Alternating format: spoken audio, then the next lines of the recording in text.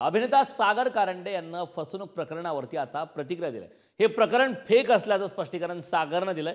तसंच सागर कारंडे नावाचा मी एकटाच व्यक्ती नाहीये, याच नावाचे आणखी बरेच जण असल्याचं सागरनं सांगितलं. गुगलवर सर्च केलं तर याच नावाचे अनेक लोक दिसतील असं देखील सागर म्हणालाय. इंस्टाग्रामवरील पोस्टला लाईक करून 150 रुपये मिळवा या प्रलोभनाला बळी पडून सागर कारंडेंची 61,83,000ची फसवणूक करण्यात आल्याची माहिती ही समोर आली. या प्रकरणी सायबर पोलीस ठाण्यात गुन्हा देखील नोंदवण्यात आलाय. या प्रकरणावर सागरनं सुद्धा आता या संदर्भात प्रतिक्रिया दिली. या कार्यक्रमाबद्दल बोलत असेल तर मला सांग, त्याबद्दल नाही बोलायचं.